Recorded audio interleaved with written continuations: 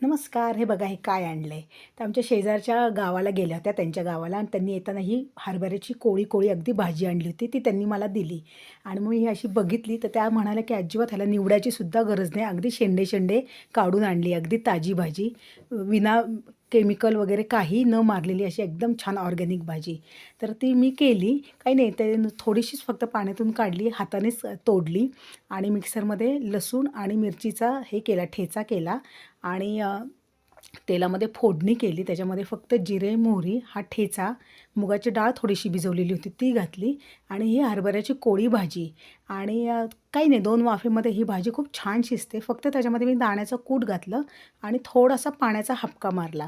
तर अशी ही इतकी पटकन झटपट भाजी होते ना आणि ही खरंच इतकी सुंदर होती ना चवीला, की काही सांगायला नको. खरंच या गावाकडे ज्या भाज्या असतात ना, इतक्या छान मिळतात. ते इकडे शहरात अजिबात मिळत नाही. या भाजीला एक प्रकारची छान आम होती. म्हणजे ही भाजी खाल्ली ना, तर इतक्या वेळा मी भाजी खाल्ली आहे ना, पण अशी भाजी खरंच अजिबातच इकडे मिळत नाही शहरात. तर त्याकरता असं वाटतं, की गावाकडचे लोक खरंच सुखी आहे. अन्नधान्य आणि छान त्यांना मस्त ऑर्गॅनिक खायला मिळतं. तर अशी खूप छान भाजी झाली आणि सगळ्यांना आवडली आणि त्याच्याबरोबर फुलके केले होते आणि ही भाजी जेव्हा केली ना, त्यातली मी थोडीशी काढून ठेवली होती गरगटी भाजी करण्याकरता. गावरान भाजीची तोड कशालाच नाही. अप्रतिम.